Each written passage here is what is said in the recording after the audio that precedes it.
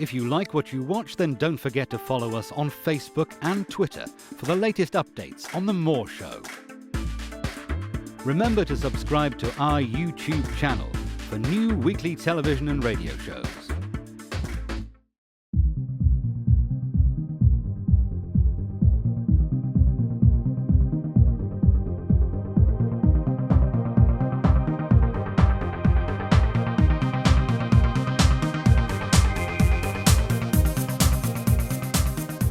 The comments and views expressed on The More Show are those of the people that make them and do not necessarily reflect the views of Kevin Moore, The More Show, or this radio station and its affiliates or sponsors.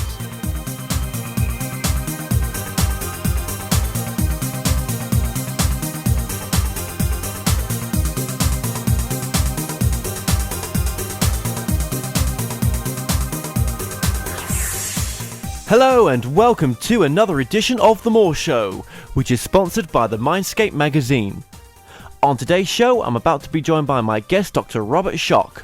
Now, Robert has a PhD in geology and geophysics from Yale, and has been working in Egypt, focusing on the Great Sphinx and Pyramid since 1990. He is a full-time faculty member at the College of General Studies of Boston University, where he has taught a variety of science courses since 1984. Based on his geological studies, Robert has determined that the Sphinx origins go back to pre-dynasty times, thousands of years older than previously thought. In recent years, Dr. Robert Schoch has expanded his research to encompass pyramids and associated structures around the world. Dr. Robert Schoch, welcome to the show.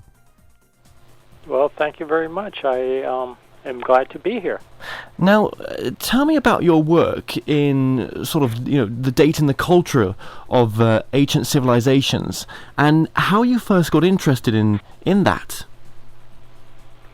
Well, essentially, in a nutshell, my work over the last 20 years, really more than 20 years at this point, has been looking at when did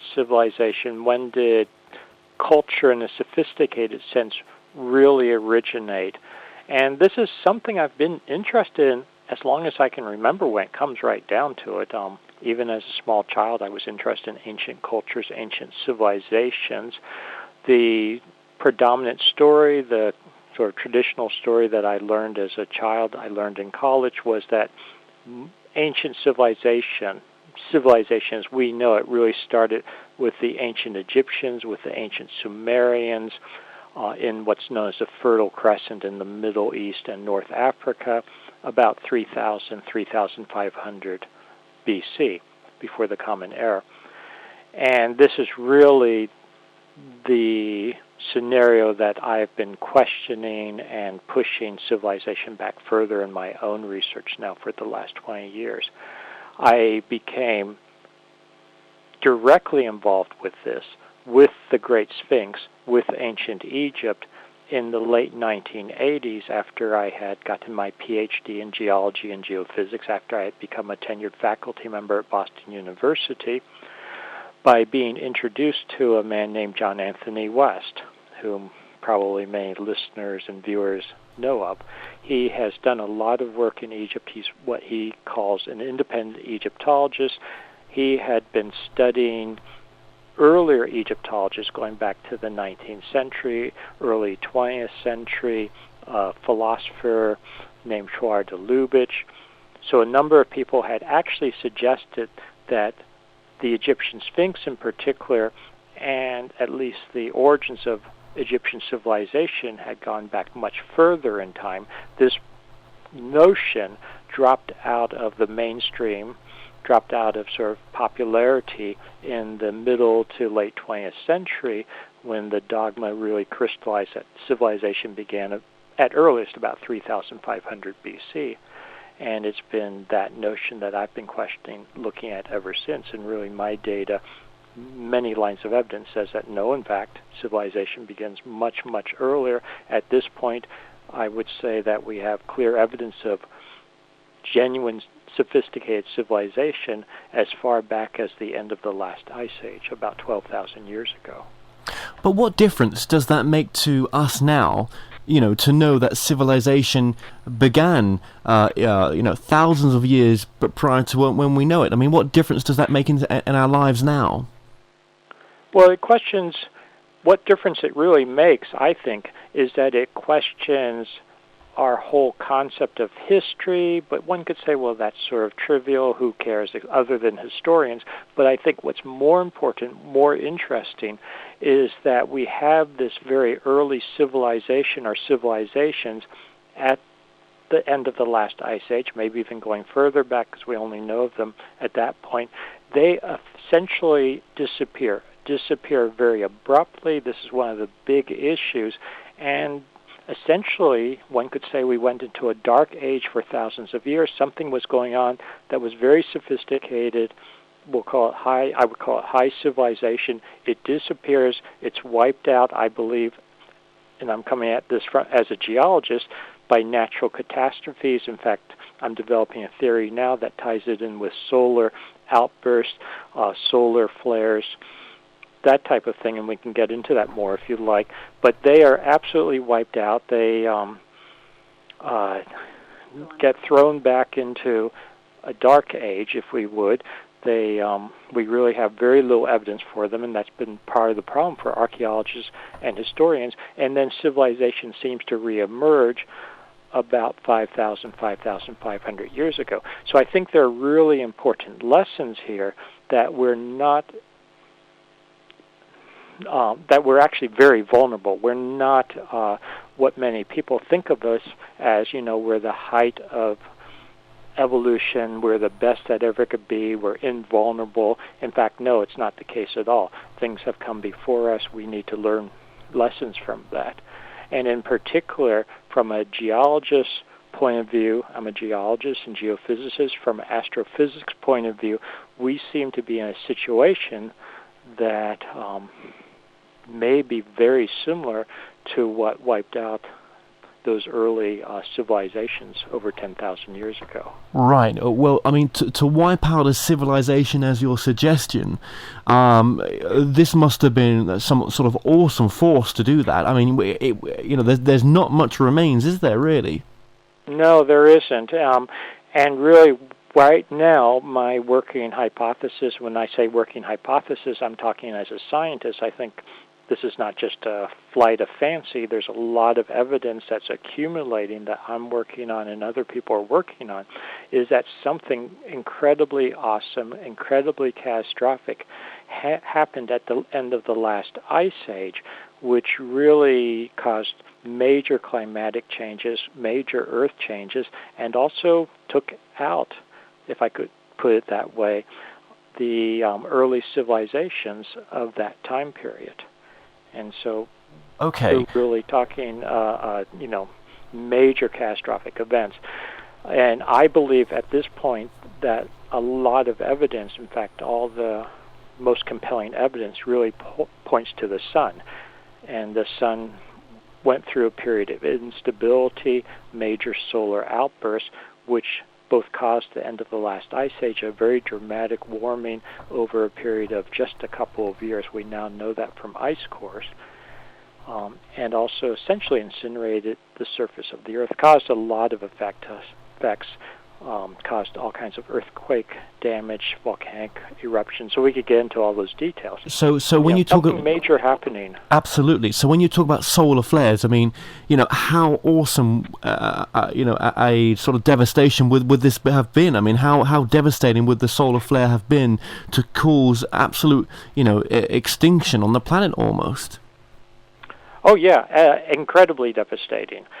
There were probably, again, I don't know how much background people have in such things, but we have different aspects of a solar eruption. You have coronal mass ejections, which are essentially huge bursts of plasma, ionized particles coming from the sun, so physically hitting the Earth.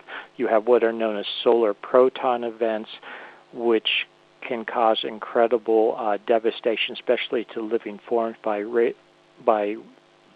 raising radiation levels on the surface of the Earth.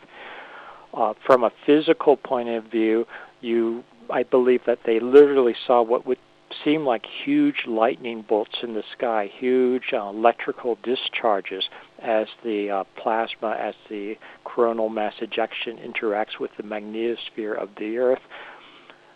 Orders of magnitude, I mean hundreds, probably thousands of times anything that has been experienced in any kind of historical times. And when I say historical times, the last major, from a historical point of view, coronal mass ejection, really, decent-sized one. Small from a geologic perspective, but decent-sized one. We'll put it that way, that hit the Earth was in 1859. Some people may be aware of the Carrington event, 1859. It literally fried telegraph lines. At the time, it caused aurora at very low latitudes where you don't normally see them. People talked about seeing all kinds of figures, all kinds of, things in the sky, but it caused really relatively little damage. First off, because it was relatively small compared to anything that would have happened at the end of the last ice age. Secondly, we were not very sophisticated technologically in 1859. We didn't have all the electronic infrastructure that we have now. At most, basically all it was telegraph lines, and those telegraph lines were literally fried. Some telegraph stations were set on fire because of it, the currents that were induced in them.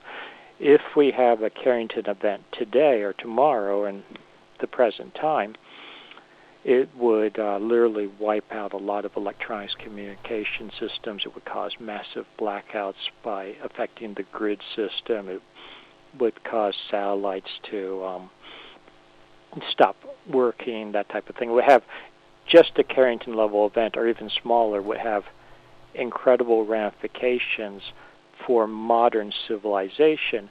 And what I believe the evidence indicates is that at the end of the last ice age, we had things happening orders of magnitude larger than Carrington event. So you would have literally had discharges, electrical discharges hitting the surface of the Earth, setting fires, essentially melting very, very quickly, ice caps. When you release a couple of miles of ice, thickness of ice from the surface of the Earth, that causes other disruptions. It causes a release of that tremendous pressure. We see this in Iceland to this day as ice caps are melting just because of global warming. It causes increase in volcanic activity. It causes increase in earthquake activity. So think of this happening at the end of the last ice age. It would cause all kinds of disruption. Right. It would cause huge deluges, flooding, rain from the sky. We have stories around the world. This is well known of some kind of deluge. I mean, that's what Christian Bible. That's what I was going to say to you, Robert. Was is there any text that sort of gives any clues that there was a great change that took place on Earth, and mankind survived it as such? Oh, yeah, absolutely. There's absolutely. I'm a geologist, so I've got to say that I come first from a physical evidence point of view. So I'm first interested in looking at things like ice cores, and a lot of this is, without going to a bunch of technical details right this second, we can if you like, looking at ice cores, looking at sediment cores, looking at isotope ratios, which are proxies. They basically record levels of solar activity, that type of thing. So, there's a lot of hard evidence for this, and a lot of geological evidence, but when you start looking at, for instance, the mythology, and I use that term gingerly because I don't believe that the myths are just fairy tales, just made-up stories. When you look at the mythologies, you look at the legends around the world, you have very similar themes of things happening in the sky, of flooding, deluges, of what I see, and literally in some cases descriptions of things happening in the sky, in the sense of a lot of the myths will talk about armies clashing, people clashing, figures in the sky. Something that's been determined, and a lot of this work goes to, a lot of credit goes to a person named Dr. Anthony Perrott, who works at Los Alamos, he's a plasma physicist, has become very interested in this, and he has been working on modeling what happens when you have a major solar outburst. You have major discharges into the atmosphere of our planet, and solar discharge, for instance, interacting with magnetosphere, what kind of phenomena you would literally see in the skies. Yeah. And you compare that to the mist, and they line up perfectly. The other thing that we have, and Perrott has done a lot of work on this, Dr. Perrott, is looking at petroglyphs around the world. And you have these very ancient petroglyphs that go back to approximately the end of the last ice age, and they record very strange-looking humanoid-type figures, but they're not quite human. They have like extra arms. They have little discs where they really shouldn't occur. And you see these consistently around the world, as if some people would say, well, they're just imagining the same thing. But why are they imagining the same weird thing? And he's modeled this and was really astounded to see, well, in fact, this fits very precisely what you would see as what he calls plasma columns in the sky. Just one other thing to mention while it's on my mind, you have myths of people going underground and protecting themselves underground from something that's happening horrible above. Well, in fact, the best way to survive, maybe the only way to survive these types of events, would be to go into caves, would be to go underground. And you have both legends and mythologies about that. We also have, for instance, a lot of recent work that many Neolithic sites, many sites that are associated with the end of the last ice age and the millennia right after that, have underground tunnels, underground caves associated with them, and people have always asked why. And then you think of some of the classic areas like Cappadocia in Turkey, where you've got these traditions of living in caves, living underground, literally living in cities. Some of those I think are not actually that old, but they may be carrying on a tradition, preparing, if you would, because they knew what came before, what their ancestors had seen. It's just so interesting. I mean, let's move into your research into Egypt. Now, obviously, you've been heavily involved with the Sphinx in Egypt and the Great Pyramids. Right. Obviously, your research, as from one of the books that I've read on yourself, you believe that the pyramids do indeed date back to prior to the Ice Age. Is this right? Well, this is a complex question, the dating of the pyramids, the Ice Age, that type of thing. So it gets a little more complicated, because the pyramids that we see today in Egypt, let's just focus on the Giza Pyramids. On the Giza Plateau, you've got the three major pyramids. Everyone's aware of the Great Pyramid. Then you've got the Second Pyramid, which is almost the same size as the Great Pyramid. Then you've got the Third Pyramid, sometimes called the Menkaure Pyramid, named after pharaohs of the Fourth Dynasty, Khufu, Khafre, and Menkaure. And you have the Sphinx sitting east of the Second Pyramid. I started my work on the Sphinx. It's very clear to me that the Sphinx is thousands of years older than the traditional attribution of 2500 BC. Where I began with that is realizing that the Sphinx sits on the edge of the Sahara Desert. The Sahara Desert has been around for at least the last 5,000 years. You've got water erosion, water precipitation, weathering. This is textbook geology material on the Sphinx, which is not compatible. It's rain weathering, which is not compatible with the Sahara Desert. So immediately that said to me, the Sphinx must be older if it carries this type of weathering on it. And there's a lot of other data, and I did subsurface data and other analysis, but the bottom line is that Sphinx has to be thousands of years older. So that's where I started.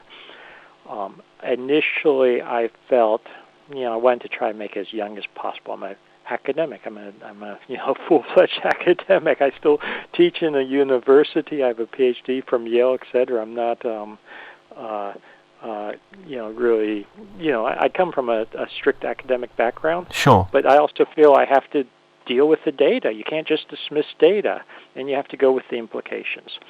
So the Sphinx is much older. At this point, I'm willing to push it back, frankly, back to the end of the last ice age, potentially, and we can get to why in a few minutes, if you like.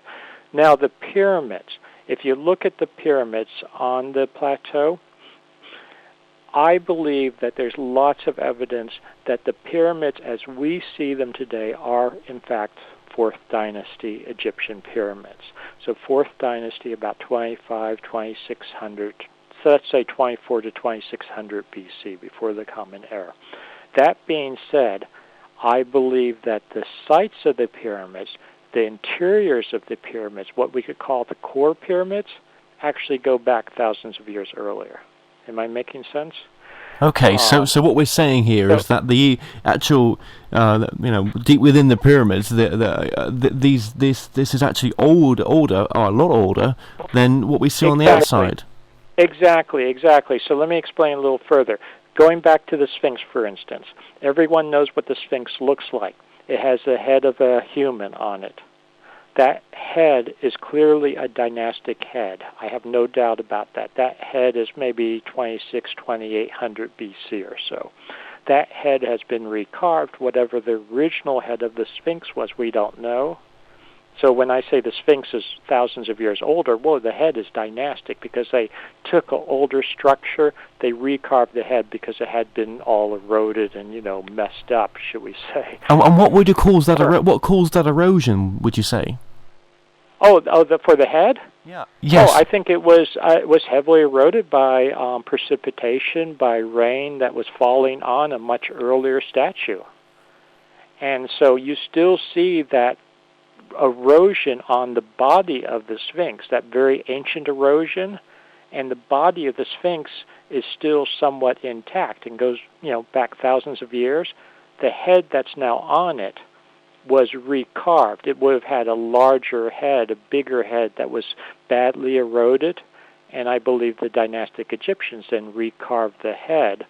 The body they left intact, although they did use multiple repair blocks to try to fill in a lot of the erosion.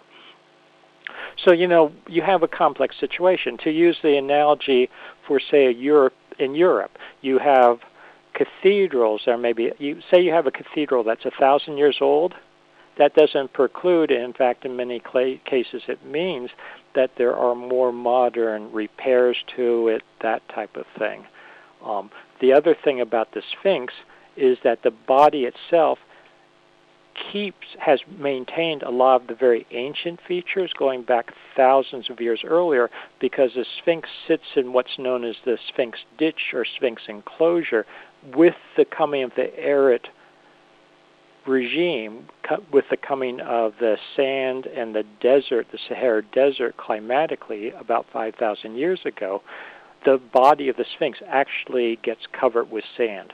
And from a geologic point of view, the sand protects it. So it's very fortunate for me as a geologist that a lot of the important features for dating the original Sphinx have been protected since dynastic times, because it fills in with sand on a periodic basis.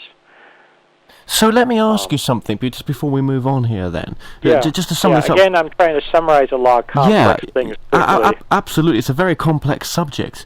So what we're saying, we started this conversation off with corona ejections from the sun, which could have caused in the past, prior to the Ice Age, a mass extinction on a very civilized society at the time, maybe even more civilized than what we have, technology-wise especially.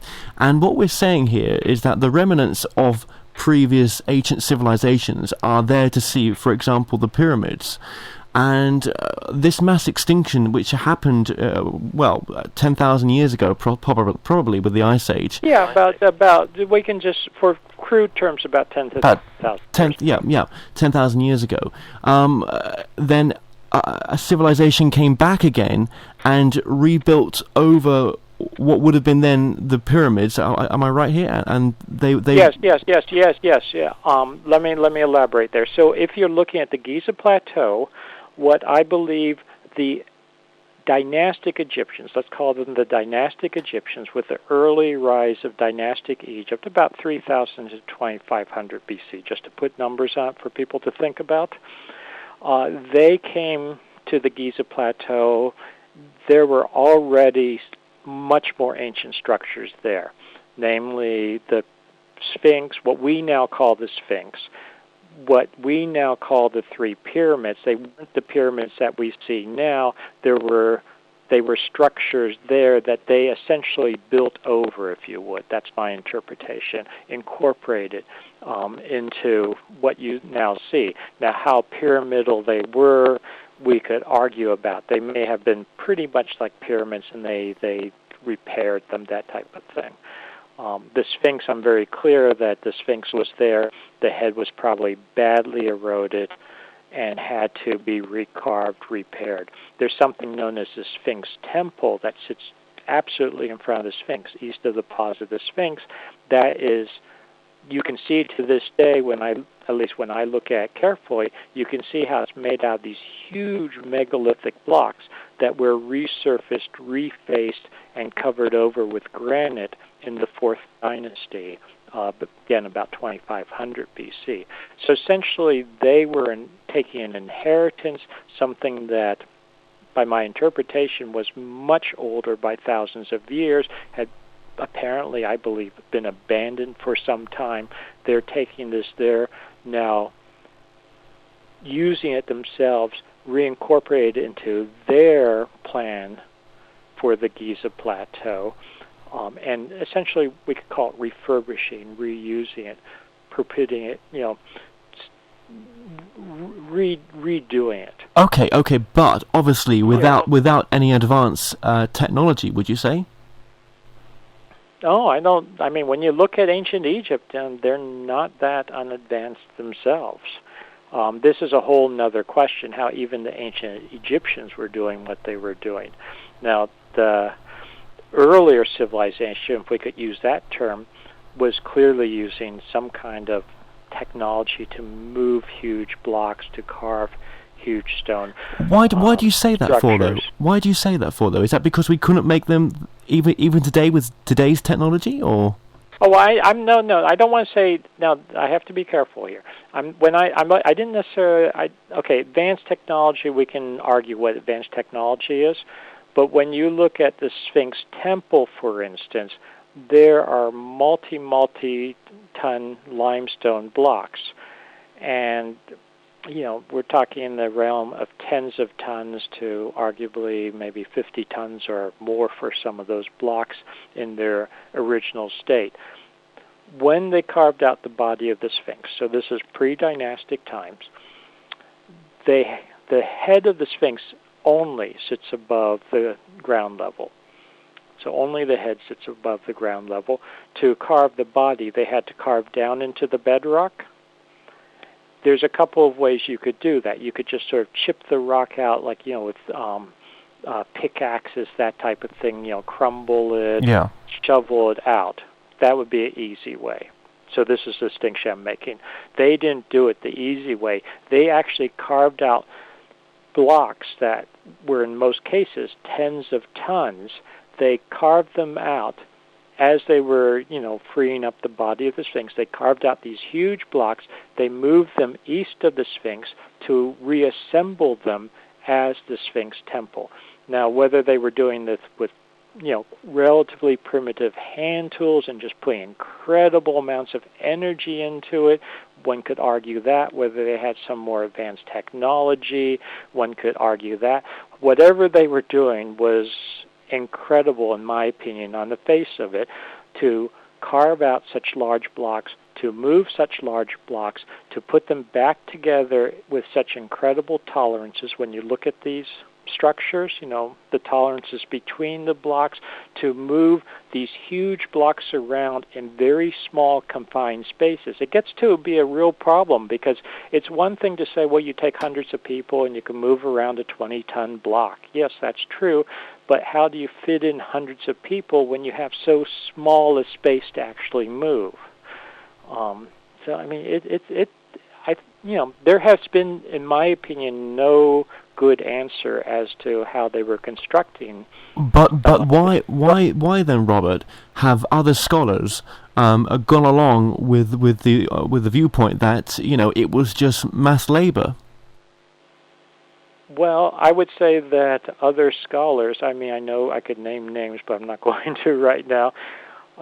There's both, in some cases, a laziness of thinking, an unwilling to buck convention. I mean, that's really the conventional point of view. There have been demonstrations or people have tried to reconstruct how they built the pyramids, for instance, even using small blocks, just a couple of tons, and sometimes it's done, and they won't show off camera when they're doing, say, a Nova Special, something like that. How difficult it really is. Here we're really talking a psychology of sort of conventional thinking and unwillingness to acknowledge when there's a real problem. Well, I guess there was a time when we thought the world was flat. So. Well, that's almost a yeah. There was a time when we thought a lot of different things, and it's very hard to go against a paradigm. That's really what I want to say. Well, you must find that. Sorry, go ahead. No, go ahead. Sorry. No, I was going to say right now we have in ancient history and the study of ancient history and the study of archaeology certain reigning paradigms, and they really want to, certain people have a lot of vested interest in those reigning paradigms, and it gets into a bigger picture. So let me point this out, and people don't often acknowledge this.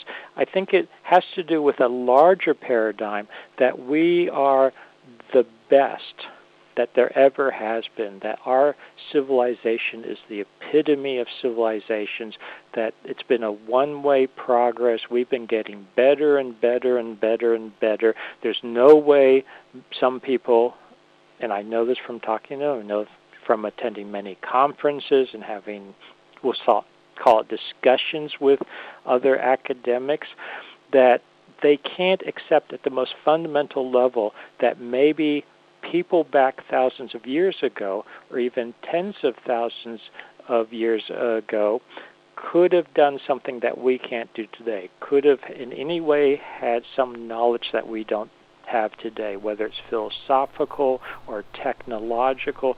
They have a very strong vested interest that they must have been doing everything in a very primitive way. They must have been thinking in a very primitive way. And this gets back to one of the points that I was trying to make before. I don't think that's the case. I think there have been sort of ebbs and flows. If I want to go back to classical scholars like Plato, the concept of cycles, that we go through different cycles, that throughout ancient mythologies and legends, for instance, we have the concept of a golden age, that there was a golden age and that we devolved from that, and that, we will go back into, a rise, if you want to put it that way. Again, but it surprises me. It surprises me how other scholars can be so close-minded. I mean, it's okay to have a differing opinion, but to say it's just their opinion, and they're not prepared to sort of open their mind to the fact that your research shows something different. I mean, how do you handle that? How do I handle it? I've learned to try to just deal with it. To be honest with you, have been very surprised about it too. I mean, the last 25 years have been an incredible learning experience as to how close-minded certain members of the academic community can be, how strong vested interests are, how much their worldviews, their research, what they've committed themselves to for decades is tied up with their own ego. I mean, but you see this in lots of cases. You see this in history of science. I think you hit the nail on the head there. Ego has a lot to do with it. Yeah. But I mean, look at what happened to Galileo. And I'm not comparing myself to Galileo, but you have a lot of open and closed cases like that. Yeah. Copernicus, or quantum mechanics at the early stages.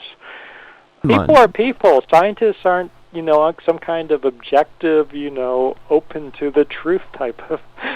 I mean, some of us try to be, but. Yes, of course. There's a lot of personality and ego involved. I mean, do you find yourself questioning your work sometimes? Oh, I question my work all the time. Absolutely, and I'll tell you, I went through a phase. I guess it was in the '90s, and I said, "Oh, am I absolutely crazy and delusional?" And I really double-checked and triple-checked and talked to people. One thing that I think gives me an advantage, and I'll tell a quick story here, because I think it's apropos to what we're talking about. When I first presented to the Geological Society of America my research and what's now known as the redating of the Great Sphinx based on my research, I was about to present it, hundreds of geologists, big international conference. It's Geological Society of America, but it was really a huge international conference from people all around the world. And I'm getting ready to present it. I show the data and my analysis to a friend of mine who was, and it still is, a very good geologist, a very good stratigrapher. He, real critical eye. He's going to tell me exactly what he thinks, that type of thing. So I'm showing it to him. I'm about to go on in the next hour. And he starts laughing hilariously. And I was for a moment, totally freaked out. I thought I'd made some horrible, horrible mistake. And no, he said, not at all. It's just so simple. It's so straightforward. This is, not very sophisticated geology. But what's wrong with the Egyptologists? What's wrong with the historians? Why haven't they seen this before? And it really comes in some cases to this huge divide between physical scientists, people like myself, geologists and historians, and viewing the world very differently, looking at evidence differently, lack of evidence in some cases, I think, frankly, for the historical point of view, whereas, as I said, I'm a geologist. I'm going to go with physical evidence first. It's nice if the mythology and the legends fit in with that. And if it doesn't, I'm going to look at that, because I think all the lines of evidence ultimately should be compatible. But there are just a lot of issues involved here. We could even call it political issues. Absolutely. So, just so I've got it right in my mind, then, before the Great Ice Age, what you're saying is that the pyramid, the Sphinx, let's start with that, would have been surrounded by a forest. Is that right? Oh yeah. A forest or temperate region. It's really what we have in North Africa is a number of different climatic regimes. The climate was changing back and forth from arid to not so arid to more temperate, that type of thing. It was really varying. But nothing as big as the great climatic change on the Ice Age. No, the climatic change at the end of the last Ice Age was really the major change. And then since the Ice Age, you've had basically a variation between more pluvial, is the term I would use, more moisture, more rain, to more arid. So it sort of goes back and forth geologically, a period of thousands of years. Sure. And just it's a more complex situation than simply saying, it was Sahara until going back 5,000 years, then it was just forest. It actually is a bit more complicated than that, is all I'm trying to say. Okay, absolutely. And with the Sphinx, I mean, you said there that obviously through corrosion, the head has actually been changed by man. What originally was the head then? I suspect it was a lion. I mean, I don't know, because we really don't know. It doesn't exist anymore, and it's been totally, chipped away and turned into a human head. But I suspect it was a lion. I suspect that it's the lion. The Sphinx actually faces, if you push it back to the end of the last ice age, faces Leo, the constellation. I was very dubious about talking about astronomical and astrophysical and astrological markers like that when I first got into this business a quarter century ago, but there's more and more evidence. There's lots of evidence now that a lot of our astronomy/astrology, because they really went together, until the time of Galileo and post-Galileo, astronomers and astrologers were essentially one and the same thing. A lot of our constellations that we recognize, like Leo, like Taurus, like Orion, go back well into the last ice age. There's evidence that Orion was recognized 30,000 years ago. So I suspect that we're talking Leo, we're talking the lion, we're talking a full-fledged lion that was facing its own constellation back then. It would have had a full, I think, male lion head, which would be very large, would have incorporate plenty of stone, should we say, that even when it was eroded down and badly damaged, there's still enough stone left that could be carved into the head we currently see. Incredible. So that's my speculation. I also wanted to mention very quickly, if I could, because I think it's a really important point. When I first got into this with the age of the Sphinx and talking about earlier civilizations, one of the things that was said to me, this is early 1990s, is if the Sphinx is that old, if you're right about this very early civilization, there has to be evidence elsewhere. There has to be other evidence. They were all into this business of where's the corroborating evidence, where's the context, where's any other evidence of a early sophisticated civilization going back that far.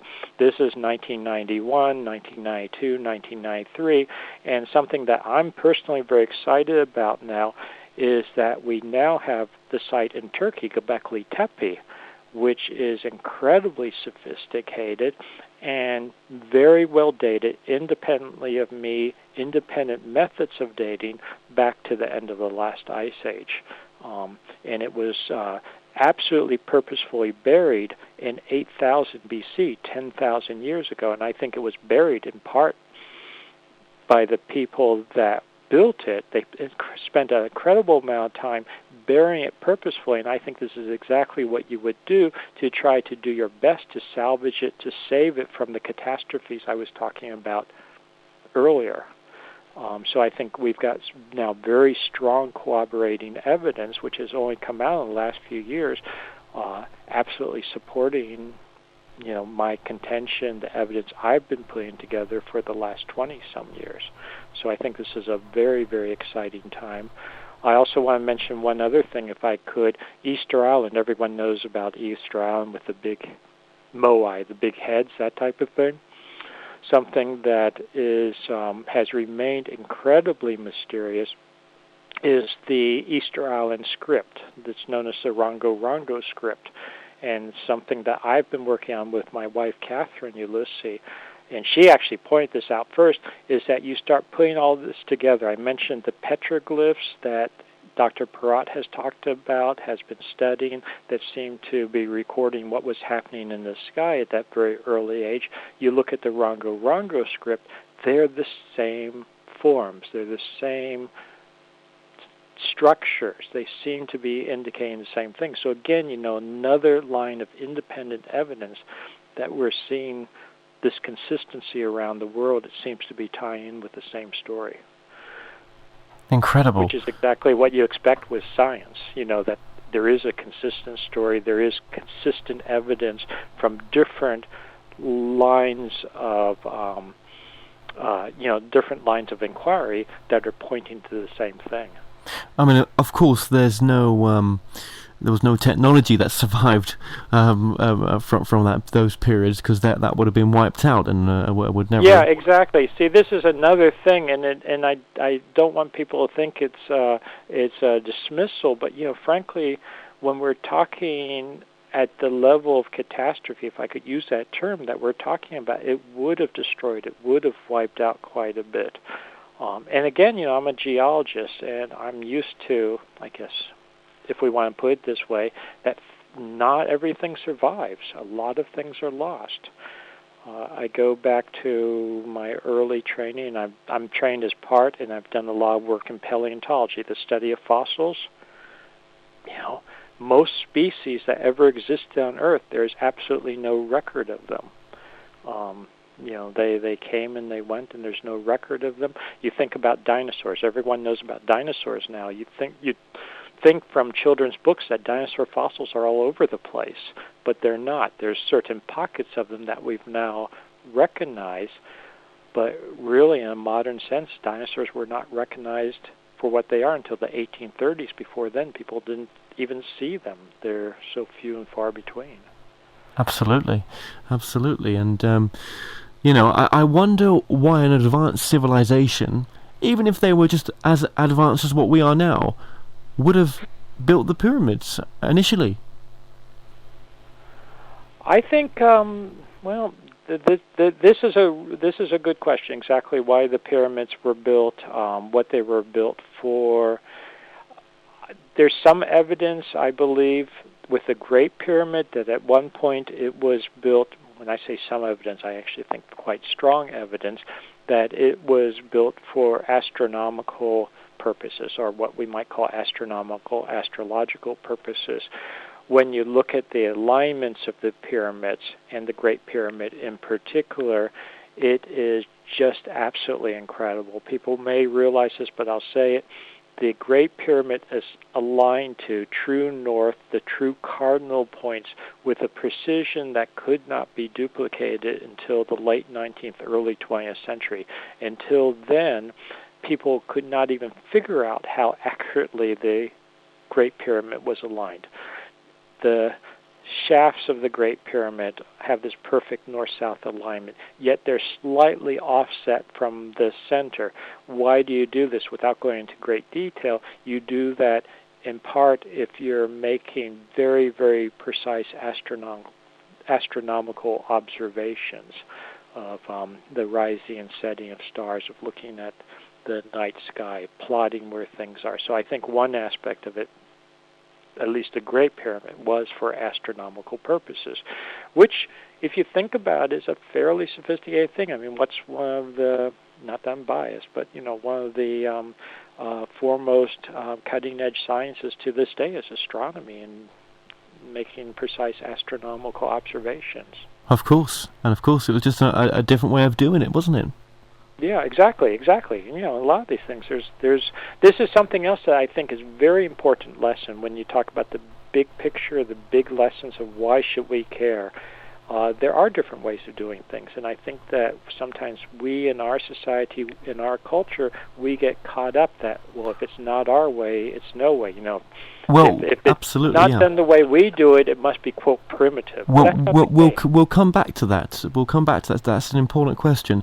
But just very briefly, if we can be brief about such a subject, I want to talk about the Hall of Records. Now, these records were supposedly supposed to, decipher the origins of mankind and what the original civilization was like on Earth. And these were are apparently located under the paw of the Sphinx. So just tell me a little bit about your work into this. Oh, yeah, sure. The Hall of Records, people like Edgar Cayce, the great American psychic, the late great, of course he's now been deceased for some decades, he had predicted that around the Sphinx, depending on how you read the readings, his psychic readings, around the Sphinx or under the paw of the Sphinx, under the left paw of the Sphinx particularly, that there would be a chamber with the Hall of Records. Okay, I have to say, back in the early 1990s, I knew who Edgar Cayce was, and that was it. I knew nothing about his predictions. I knew nothing about his comments on the Hall of Records. So I'm studying the Sphinx. Among other things, as part of our studies of the Sphinx, I worked with a very good Houston, at the time he was out of Houston, geophysicist Thomas DeBecke. We did seismic low-level low-energy seismic studies around the Sphinx because I wanted to look at subsurface weathering rates around the Sphinx. That's part of how I was able to ultimately have corroborative evidence, supporting evidence for my dating of the Sphinx, and we did some very successful studies. We were not looking for hidden chambers or hidden buried treasure, that type of thing, but we found, lo and behold, unexpectedly, this chamber, this cavity under the left paw of the Sphinx. And when I say left paw, if you think of yourself as the Sphinx, it's left paw, the right side when you're facing the Sphinx. And, I mean, okay, so this was very interesting to me. It really wasn't that big a deal to me. It wasn't my primary focus. The next thing I know, I talk about this. We published a paper on it in a journal called Geoarchaeology.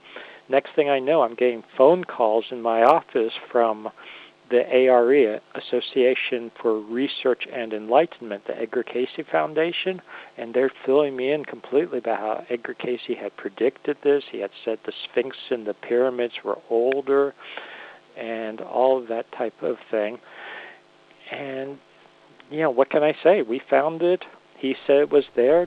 Do I know for certain it's the Hall of Records? No, I don't know. So where, there's a chamber under there. Yeah, I mean, will they ever be allowed to look into this and excavate, do you think?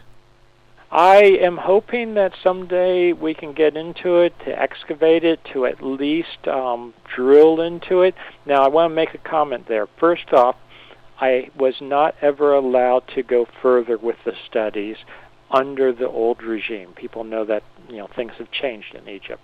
I don't know what the situation is with Dr. Zahi Hawass. Zahi Hawass was long in charge of everything that had to do with anything that was ancient in Egypt. I don't know what the status is now. It's all very unclear to me, you know, who's really in charge of what. Well, I mean, they've just resigned their government again, haven't they? Yeah, exactly. So things continue to be in turmoil in Egypt from a political point of view, and unfortunately politics play a lot into this, modern politics, whether it's the politics of science, the politics of government, the politics of power. You just don't know what it makes you think. You know, how to deal with this, but yeah. I'd like to get in there. It makes you think, doesn't it, that if anyone in power takes any of this with even a light pinch of salt, right, that they would be looking themselves and maybe have done their own research into it as well. Yes, and there continue to be rumors about that. I just don't know how true they are. It's very difficult to say. I wanted to say that at one point Zahi Hawass drilled under the left paw, and I even found at one point a YouTube of this, and they drilled and they claimed that they just went through solid rock and there's no chamber there. They never mentioned me by name, which is fine with me, but they wanted to dismiss, quote unquote, that there was any chamber there. When I watched that YouTube, I could see from the angle they were drilling at the wrong angle to hit it. And if they'd read my paper, which I'm sure they have, they would have known that. So I think it was just, you know, they were just doing that to discredit, you know, and who knows if they actually drilled into it or not. There's two issues here, a couple of issues here. One is we do have a real problem with rising water table in front of the Sphinx, at the Sphinx, because Cairo is incredibly overpopulated. This has meant, without going into great detail, that the water table's rising, the hydrogeology is not the same as it was in ancient times. That chamber is probably flooded or on the verge of being flooded, probably flooded. So I think time is of the essence to get into it, to figure out what's going on with it. The second thing is, lots of people have asked me, well, how did they get into that chamber originally? There seems to be no entrance to the chamber that we can see now around the Sphinx. What we found seismically is that under the sand, east of the Sphinx Temple, which sits just east of the Sphinx, under what seemed like flat sand, there's essentially a huge cliff face. If you removed all the sand, and I suspect that, this is my instinct, that there may be an entrance into the chamber from that cliff face. But it So makes if that cliff base could be excavated, we may in fact find the entrance to it. It makes no sense, does it? Why previously before the upheaval in the government, why they would not have been looking into some of the research. No, into actually, this. I would disagree. I think it makes a lot of sense if you try to put yourself into their mindset. Their mindset being a classical Egyptological point of view, very conservative. I found that Egyptologists tend to be very conservative. Why would they want to open up cans of worms by finding literally a hall of records that might suggest that there was a much more advanced civilization much earlier in time? I think, in fact, they'd want to cover that up the best they could if there's even the remote chance such a thing would exist. So this is all on my website. Can I mention the website? Please do. Yeah, my name, all one word, Robert Schoch, and it's spelled R-O-B-E-R-T, Robert, SCHOCH.com. www.robertschoch, and that's S-C-H for shock, S-C-H-O-C-H for shock.com, robertschoch.com. Well, Robert, thank you so much for joining us today. Oh, it was absolutely my pleasure. To find out more information on Dr. Robert Schoch, go to my website, themoreshow.co.uk, and look up Dr. Schoch under past guests. Now, don't forget you can also follow us on Facebook and Twitter to get the latest updates on the shows, and that we have a TV show that goes out every Friday from 6 p.m. on Sky 201 and FreeSat 403.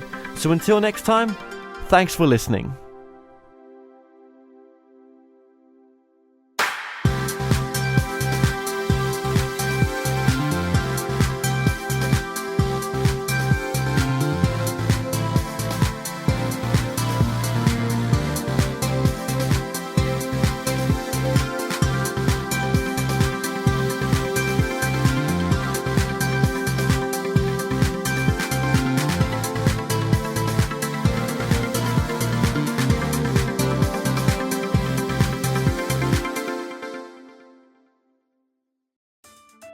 If you like what you watch, then don't forget to follow us on Facebook and Twitter for the latest updates on The More Show.